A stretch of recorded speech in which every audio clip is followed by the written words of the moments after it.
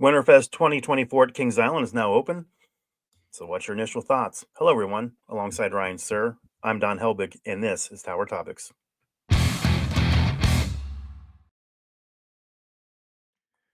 Tower Topics is a podcast by Kings Island fans for Kings Island fans because that's who we are and that's who we care about. Hey, Don, let's start off by thanking our Prestige Pass members Jacob Fix, Miss Mandy, 1983, Lil Mac, 21, Brian Hauser, Logan Lipper, 330T, and Aaron Board. Thank you guys so much for supporting Tower Topics at the highest tier. If you want to be involved in Tower Topics, there's a link in the description. Members get early access to videos, exclusive content, exclusive live streams, and hey, some tiers get free stuff. So, what's wrong with free? Come on. That's right. So, Ryan, I spent the Thanksgiving holiday in Tennessee, which has become an annual tradition for my family. But you had a chance to visit Kings Island for WinterFest opening weekend. So, what were your initial thoughts? Yeah, so I actually did not make it opening night, but I did make it Saturday night. I'm going to start off the bat by saying that it was very, very cold. In fact, this was a new experience for me. I had been to Kings Island when it had snowed before, Mhm. but this is the first time it's ever been like actively snowing and starting to accumulate. But you can see the picture here. Obviously, this is looking out of action zone towards the Eiffel Tower, and the snow was really coming down. It was incredibly cold, but I have to admit, Don, this, as far as iterations of Winterfest is concerned, this is a pretty darn good one. Um, I didn't get to do everything, so we've got a lot more to come as far as different shows and stuff like that.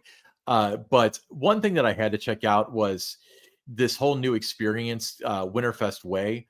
And Winterfest Way is, back behind the Eiffel Tower. If you're watching the video, and I hope you are, then it's, near the clock, and it's themed to an old drive-in. There's Santa Claus drinking a Coke. But check this out: the Shooting Star Drive-in. Now that actually is an activation point for the wands, and it'll make the sign kind of go crazy and change different colors and stuff. So it's a drive-in, and it's showing the movies Scrooge and It's a Wonderful Life on repeat. If you look in the upper left-hand corner of this video, you can see the old classic cars that they have there. So Yeah. this was incredibly impressive. It's very well themed. They have different stuff kind of looking towards like the theme of the drive-through. They got some photo opportunities. There's Erin posing for a photo when I actually took a video. Jokes on her. But Winterfest Way, man, I wish they'd made a bigger deal about this because it's a really, really cool thing. And every year they come out with the list of shows and stuff like that for Winterfest and Haunt and so on. And this one had some cut, had some added, but it really didn't feel like we were without this year. It really felt like a really special experience with Winterfest this year. Well, that's great to hear, Ryan. You talk about this WinterFest Way, and when you and I first heard about what they were, doing there, we were both excited about it, looking forward to seeing it, and we both wondered why they weren't making a bigger deal out of it. But uh, maybe because they didn't, very much a surprise and delight kind of a thing for those that had been visiting Winterfest over the years. Yeah. I think that's possible. And honestly, I would prefer it this way. Like, part of me, the marketing side of me is always like, why wasn't this the live shots and stuff like that for the news crews in the morning? But the fan side of me is kind of like, I kind of didn't expect a lot, and this is way more than my expectations. So I'm glad that it went the way that it did for that reason. Now, are they going to sell tickets doing that? Probably not. But from like a wow standpoint, it worked out really well. Yeah, it looks like the core team really knocked it out of the park this year. Based on the pictures that I've seen, from you, video now that I've seen from you, and just going through social media and seeing all the different Kings Island fans posting about the event. I was able to experience it vicariously that way while I was in Tennessee, just from everybody else posting about it. But it really looks fantastic. Did you get a chance to ride anything? Oh, so the rides were open. Ryan was not open to the rides though. It was so cold. So the racer ran. I know that originally the rumblings were, I know that the Racer and Soapbox Racer were both closed on Friday. I don't know about Soapbox Racer, but the Racer, the original Racer, opened on Saturday, and there were people riding it. Not Ryan. It was like 18 degrees out by the time the night was over. Right, in the summer, you always talk about it being too hot. Now you're talking about it being too cold. Yeah, can you do something about that? Maybe that's why haunt works for you. It's kinda right in the middle there, during Haunt in that early season, I'm telling you. see, that's right. That's right. What about, any food? Did you eat at any of the different, restaurants, try any of the holiday special menu items? Yeah, so I did not get to have the meatloaf burger, although I knew that you would walk away disappointed if I didn't. However, I did try. Let me get a picture up here. The mac and cheese bar is another kind of favorite of mine. Um, Yeah, I love let's the get mac this and up here. cheese bar too. I mean, what's not to like about a mac and cheese bar, right? Yeah, so this year it's only one protein, but I got the Italian sausage and I have no regrets with that. Uh, it's kind of the same every year. It's in Enrique's Burrito Shack. And you can get one protein, and then I always get green onions, a couple different cheeses, crushed up grippos. It's a carbohydrate delight, but that's one of my favorites. Now I will say that my friends that we met up with later Mhm. went and we sat with them in Blitzen's brew house and got the meatloaf burger, or they got the meatloaf burger. So I did get to see it. I got to enjoy it with my eyes, but not with my mouth yet. Okay.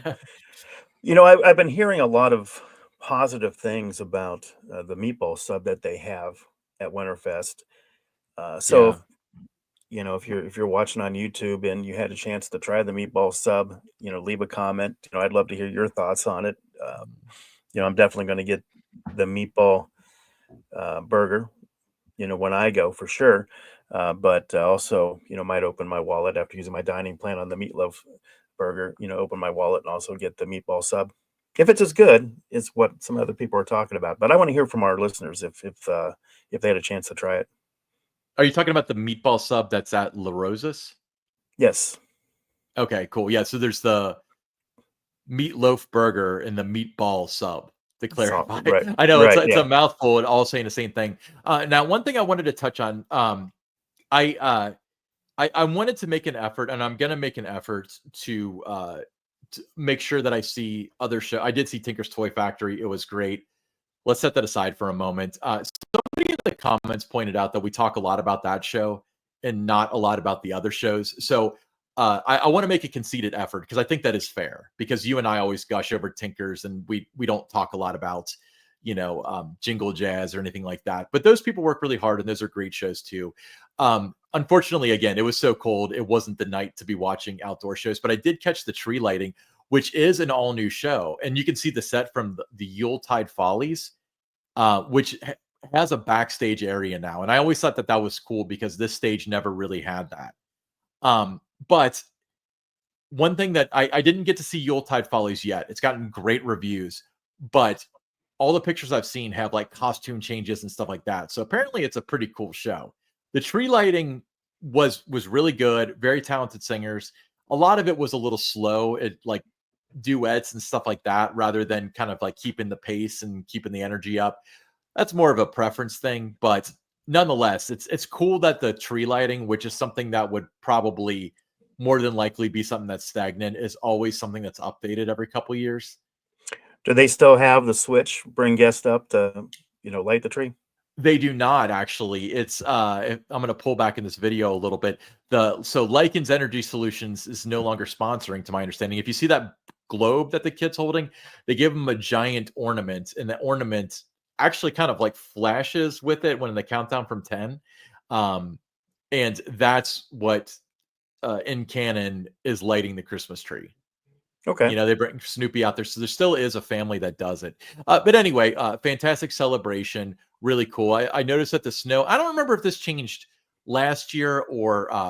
I'm going to leave this up here for a second, but I don't know if this changed last year or previous years, or maybe even this year. But the snow is coming out from the front as opposed to from behind you. So snow is always weird with timing because it takes a while to get there. So they start singing, rocking around the Christmas tree, or whatever song they're using this year after the song's lit. or the trees lit, and it starts shooting the snow out, but the snow doesn't reach the people until 30, 45 seconds later. This time they're piping it out the front, which kind of gives it more like you're looking through the snow at the stage, which I think works really, really well. So uh, the stage looks amazing. I can't wait to see the Yuletime Follies. Hopefully you can make it out there and see it and let me know what you think. I'm not in town this weekend, but um, this is just a good year for Winterfest. It really is. Yeah, well, I'm hoping to get there to check it out. Have a pretty busy slate every weekend in December with different things going on, but hoping to get there to see it. And I'll Mhm. certainly check out that show, the tree lighting, and also the Folly show. Uh, the Winterfest shows have always been, fantastic. I've, really enjoyed each and every one that I've seen. I think the mistletones, are amazing. Uh, Not enough said about them. I agree with the Right. person at the comments, that, we kind of focus on Tinker's Toy Factory. That is the signature show, and that's a reason why we kind of, lean that way. But, the Fest House, that was really good when I last saw that. So I enjoy that show. You know, it's just really, there were so many shows at one time. And at one time they, were marketing, promoting it as 18 different shows. Now it's definitely scaled back since then. But the ones they have, they're amazing. Unfortunately, you only have, that short time to experience it all. Park opens at 5, except for Saturdays at 4. So even on a Saturday, I mean, it's 6 hours. And if Mhm. you want to have a meal, you want to ice skate, you want to go through the shops, you want to ride some rides, you're not going to be able to take them all in. So you definitely have to visit Winterfest more than once to be able to see each of the shows.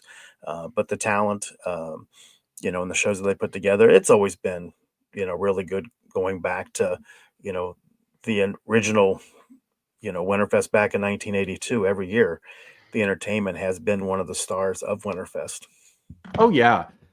And I don't know the person that commented. I don't know if that was maybe a performer sending them, or if it was a performer, or I don't think there was any malicious intent. But I think what they said was fair, and I think that in response to that, we should do an episode on the shows that are not Tinker's Toy Factory, just to make We'll sure we'll that do other that, yeah. shows. And, when I finally get a chance to go, I mean, I'm certainly going to, check out the different shows, not just Tinker's Toy Factory. I'm gonna, walk around the park, um, and, see what I can with the shows with the time, that I have in the park. I'm not as interested in rides during Winterfest. That's not the reason I go. I mean, it's a Right. bonus that they're all there. But for me, I'd rather, check out the sights, the sounds, just absorb the atmosphere, get captured in the spirit of the season there, and watch the shows. So I'm certainly going to see as many as I can. Whether that's just on, I'm only able to make it one visit, or maybe if I get to two or three. But I'm certainly going to check out the entertainment. Yeah, and then another thing I want to point out, and this is kind of a life pro tip for those visiting. One of the reasons why it's very difficult to see all the shows, especially in one visit, is that a lot of the shows are at 5, 6, 7:30, and then not again till 9 because the performers are in the parade. So Yeah, I they are. noticed that they're not as staggered as they were before, because at one time it was like 5, then 5:30 there was another show, 6, 6:30, and now it seems like they're all at the top of the hour, which makes it much harder to be able to capture more than a couple of shows each time you visit. Yeah, and I mean, having too much to do and not enough time is kind of a really good value proposition when it comes to a theme park time. Now I did get to visit the ice carvers a little bit. They made a bunch of turkey and Thanksgiving themed ones because it was the day after Thanksgiving when they made these. As of the time that I was walking by, they weren't cutting, but these all obviously survived very well through the night. Even Yeah. because it was so darn cold, so sometimes they look like just, they leave them there at 10 o'clock at night, they come the next day and they're gone, and other times they look exactly like they did. Uh, but also, I want to talk about some merchandise things, because these were particularly cool. So check out the Winterfest hat. Uh, if you guys are on the podcast version, you should be on YouTube so you can see all these things. But a blue hat with a light blue, it's like a light blue hat with a blue liner, it says Winterfest, and it's got little snowflakes on it. They've actually got gloves and a scarf that all can go together. Very, very cool. Erin actually bought one of these, and I think she's going to buy the scarf next time we're in town. But check out that hoodie, Don. It's I it's like the hoodie. yeah, isn't that cool? I wish they had that as a T-shirt because I would love that as a T-shirt. But it looks like we're trying to debate if it's a real photo or not. It probably is. But obviously the fireworks are not real because they don't shoot them on the right side of the tower; they shoot them on the left side of the tower. But you know, it's Kings Island, top of the International Restaurant, looking down I Street. Obviously WinterFest is Kings Island at its best as far as looks are concerned. So I thought that was really cool and really exciting. Now they did have the wands, the bubble wands, and they had those last year too. The landscape has changed a little bit, and I'm kind of torn on it because on one hand, there are some improvements to the program. On the other hand, having two different objects means that you have to buy both to get the full experience. So when I first heard about this, I was under the understanding that there's a bubble wand and there's an ornament, and the bubble wand does one thing and the ornaments do another. So I thought maybe like an interaction experience might do something different for each one, but that's not the case. If you want to be interactive with the interaction points, you have to get the bubble wand that can also interact with the other stuff. If you want to have it so it changes color with the areas, they actually have like little light shows and stuff that are on the map time wise. That's for the ornament itself. So the ornaments can't do the interaction points, and the wand can't do. It lights up with the parade, but it only flashes red, so it's only the one color. I'm going to go ahead and put a spoiler alert out there because there's a couple of really good interaction points, some of which are ones that were like now you're paying for what you got free. So the Fisher Homes display, the one that's got like the Clark Griswold lighting setup Right. for it, that is now an interaction point. Normally I would say something about how it used to just go off, but now you got to have a $30 wand. But the truth is, you don't need the wand to see it, and enough people will have this where it'll go off every once in a while anyway. So let people trigger it. Additionally, the giant pixel map tree that's in Coney Mall. If you scan that, it actually does a special little design for its own little show, set the music and everything. But the creme de la creme, and we predicted this, is very front of the park. You interact with that one, and it makes the star on the Eiffel Tower flash, and then it goes into like a special pattern. Okay. So that's kind of neat. It's kind of reminiscent of the eyes blinking. So yeah, it's definitely a cool program. It kind of stinks that you need two $30 objects to do what you could do for one $40 object for Halloween Haunt. But at the same time, if you want to have the one that's more advantageous, you want to go with the bubble wand, because you can do more with it, especially if you got kids and stuff. Now, I do want to show another thing. This is interesting. So this is my friend Noah, and he's showing us an interactive game where you have to. I'm not exactly sure how this works. It seemed kind of complicated, but you had to. It's like a matching game, and they had the giant ornaments come out of the contraption, kind of on the left side of your screen there, and you had to match them up with the colors that were on the tree. But if you had the wand or the ornament, you could like reset it. You had some sort of advantage to it.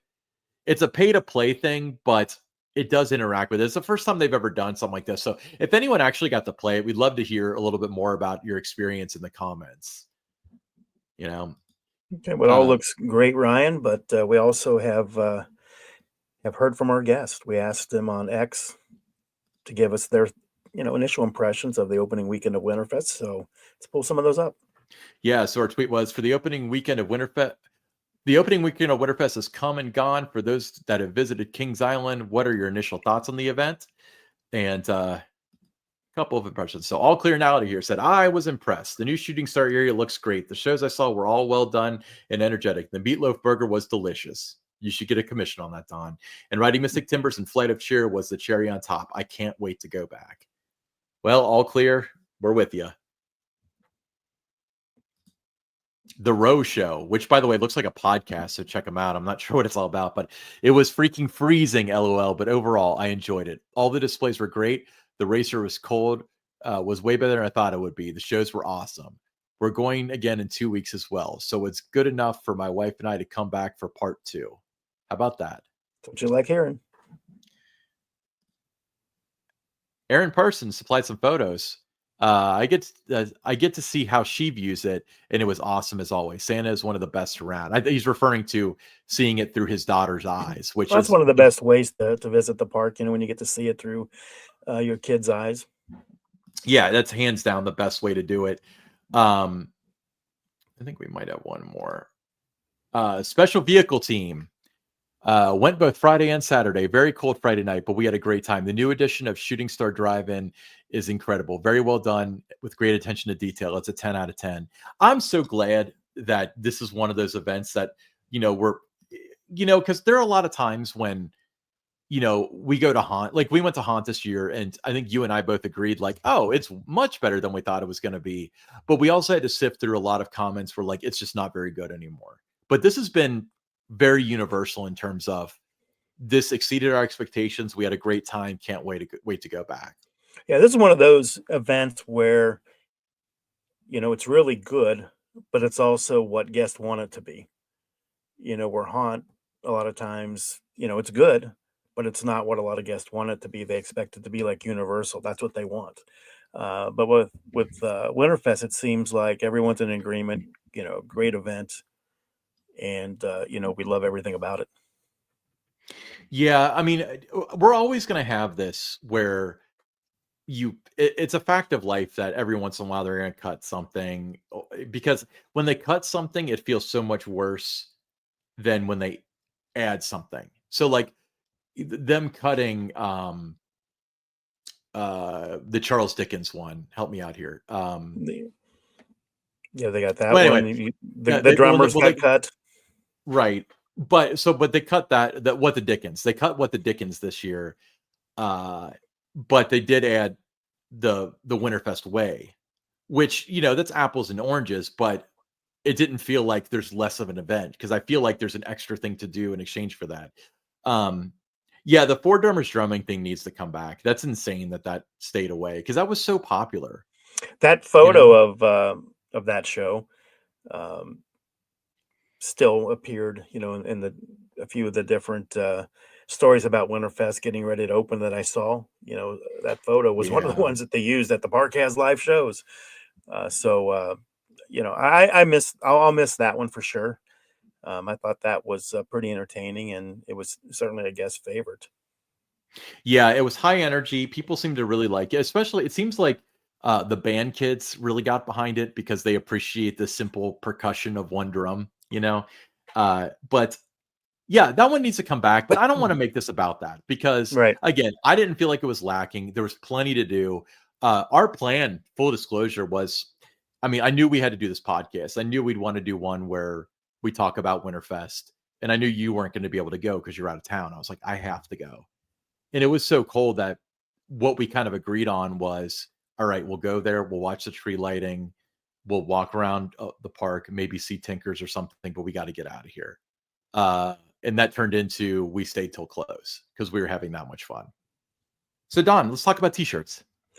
Well, Ryan, as cold as it is outside, especially at Winterfest, what better than to wear a Tower Topics T-shirt, right?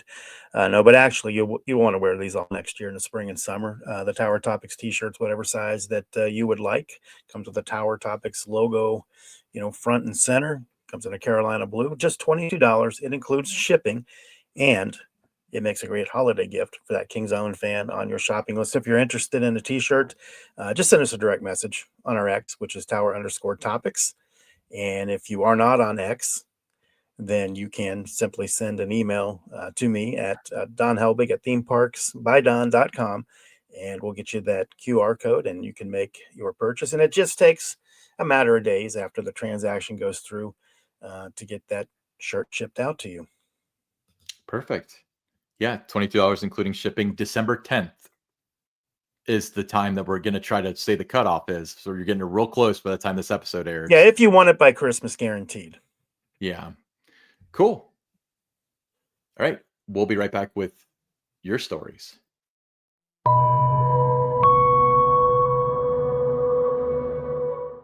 Don, why don't you read today's story? Well, for your Kings Island stories, it comes from Jenny P. She's from Washington Courthouse, Ohio. And she says the summer of 1982 was my first visit to Kings Island. And while the rides were exciting, it was the shows that captured my heart. I still remember wandering into the American Heritage Music Hall with my family, not entirely sure what to expect. The show playing that day was a show called Celebration, and Mm, little did I know it would change how I looked at amusement parks forever. From the moment the curtains rose, I was hooked. The performers lit up the stage with vibrant costumes, incredible singing, and high energy dancing that felt straight out of a Broadway production. For half an hour, I was completely captivated. It wasn't just a show, it was a spectacle, something bigger and more magical than I'd ever imagined. When it ended, I didn't want to leave. I begged my parents to let me stay for the next performance, but they insisted we explore more of the park. Even as we rode the beast and indulged in ice cream and cotton candy, I couldn't stop thinking about that show. From that visit on, the shows became a must see part of every trip to Kings Island, whether it was just a musical review, a stunt show, or a holiday performance. I made it a point to catch as many as I could. Each one brought something unique, but they all had that same magic that first drew me back in 1982. To this day, no visit to Kings Island feels complete without taking in a show. The rides may get all the attention, but for me, the stage has always been where the real magic happens. yeah. Did your daughter write this one? I remember Celebration. That was one of the first shows that I watched more than a couple of times. I remember, in the 70s, my mom would make me watch the shows with her. If I Hmm. wanted to ride rides, that was the deal. She didn't ride rides, so we had to do something, with her. So we would watch the different shows. They used to have kind of like that balloon stage that was over where Tower Gardens is now. I remember watching shows in there, with her, and then later, over at the Showplace Theater and the American Heritage Hall, which is now the Kings Island Theater. So that was my introduction to shows, but I still, while I'm watching the show, I'm thinking about riding rides and everything. But it was 1982, the Celebration show, that kind of really, captured me as this is part of the park experience. I got to make sure I check more of these out, as I visit the park. But that was a fantastic show. Um, and it also, to me, you know, when you hear a story like this about the added value that the Kings Island shows provide for guests. It's not something that if you do a survey, it's ever going to rank high on why you bought a season pass or why, you chose to visit or your favorite things to do. So when it comes to, budget cuts and everything, it's always easy to trim entertainment because the park assumes nobody's coming for this. But there are so many people that is, their favorite thing is watching the shows, or there are a lot of people, they're not ride people. They're not water park people, or their grandparents, they're not going to ride anything. So Hmm. if you want them to buy a ticket or you want them to buy a season pass, you need to have the entertainment so there's something for them to do because no one's buying a season pass to sit on the park bench and watch the rest of the family have fun. You got to have the entertainment, it's added value. And I really wish that we didn't have these extended periods each season in recent years where those theaters are dark in the spring or in the fall or for parts of the summer. Because listening to this story, I mean, it matters uh, to Jenny. The shows. If she went at a certain time of the year and there are no shows, that visit for her is not going to be the best one. So, I like hearing people talk about the live entertainment. Yeah, and my theory too is that with live entertainment, uh, one of the and I feel like Paramount kind of had their hands around this, but I don't know if the other chain. I don't know. I mean, theme parks are run by pretty smart people, but to me, I feel like having a show in the Kings Island Theater actually contributes to per capita spending. Because if it gets to be 2, 3, 4 o'clock on a hot summer day, and the whole family gets together and watches a show in the air conditioning for a half hour, it kind of recharges the batteries, and maybe they'll stay for dinner as opposed to leaving at 6 o'clock. Yeah. You know, That's the just a other thing theory of mine.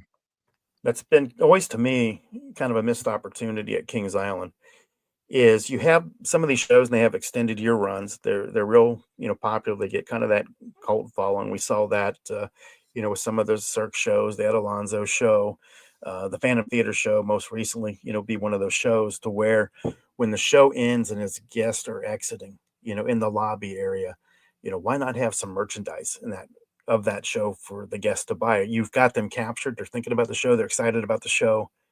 They'd be ready to spend and buy those items. Well, and especially if the logo looks cool and stuff, and I mean, they did sell Phantom Theater stuff, but I mean, well, no, they actually had Phantom Theater Encore stuff, but it wasn't in the theater.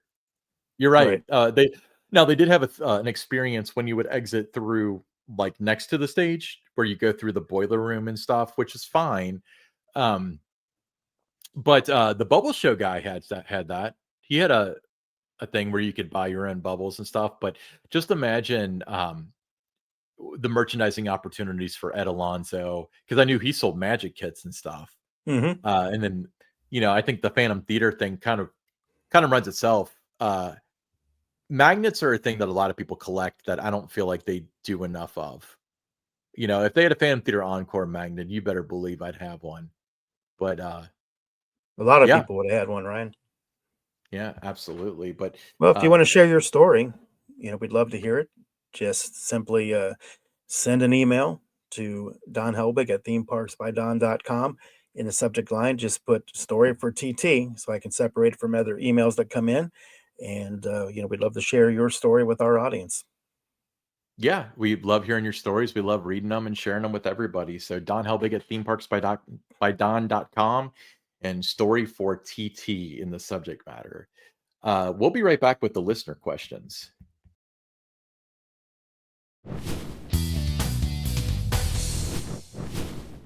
All right, first listener question. This is from Lee L from Loveland, Ohio. After seeing the shooting star signage in the walkthrough area of Winterfest, I'm thinking that's a hint of what's to come in 2026, and we're getting a ground floor up gravity group wooden coaster that would be called a shooting star. I can't be the only one thinking this. What do you think? You know, um, I'd love to see it. Hmm. I think the Gravity Group, I rode the Bobcat, which was at Great Escape in New York. I think that would be a fantastic addition to Kings Island to have, a family wooden roller coaster like that by the Gravity Group. But I don't think that would be in the cards for 2026. That's just me guessing right now, and I don't think you would um, have a steel roller coaster and you nickname it the Shooting Star because that wouldn't pay homage to that being steel when the Shooting Right. Star was a wooden coaster. You know what, Don? You say that they wouldn't rebuild the shooting star as a steel coaster, but Zambezi Zinger at Worlds of Fun, that was a steel coaster that was rebuilt as a wooden coaster. So that works the other way around. But check this out. So remember, it had the powered spiral lift, and they did pay really good tribute to it. But um, I don't know. I think Shooting Star for people in Cincinnati is pretty synonymous with a wooden coaster anyway. So maybe you're right about that. But I think the fact of the matter is, number five is alive, Shooting Star, stuff like that. People try to read something that's nothing in a lot of stuff. And I think that might be what's happening here. Maybe it's paying tribute, and that's kind of what they've been doing for the past 5 years with different Zodiac and stuff like that. So that's what you're seeing. Yeah, love the Shooting Star ID, sign. I remember that as a kid going to Cincinnati's Coney Island. I mean, it's still vivid in my memory today. So I was excited when I saw, the first video I saw about this area was released by Kings Island. I thought that video looked fantastic of that area, and made me excited about visiting Winterfest just to check that out. Oh, totally. Yeah. Next listener question. This is coming from Mike K from Portsmouth, Ohio. I'm going to Winterfest on December 8th.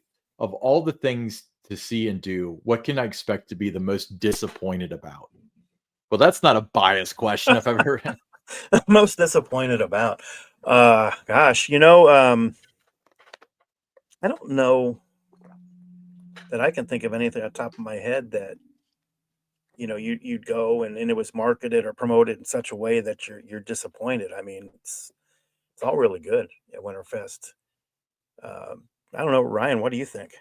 The only thing I can think of is if you came expecting some of the shows that are no longer there. For example, Four Drummers Drumming, What the Dickens, Holly Jolly Trolley. If you went there specifically to see those shows, obviously you'd be disappointed.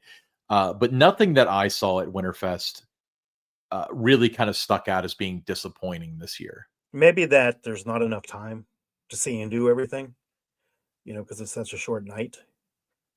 Maybe that would be something that you're, in a way you're disappointed that I wish I had more time. I don't know. Um, Kind of an odd question about what you're going to be disappointed in. But I think, when it comes to Winterfest, everything is so well done that I just think, when you go, Mike, you're going to have a great time. You're going to love the sights, the sounds, the shows, the food. If you ride rides, if you want to ice skate, I mean, everything there is just a lot of fun. Yeah, I don't think that disappointment is something that really came to mind for anything in particular for me, and I No, I not at think you're all. going to feel the same way, Don. But yeah, cool. Thanks for the listener questions. And enjoy your visit, Mike, Yeah, on let us December know. 8th. Shoot us a tweet, Tower_topics. Let us know how it goes. Let us know what you find the most disappointing. All right, I'm Ryan Sir, along with Don Helbig, and this is Tower Topics.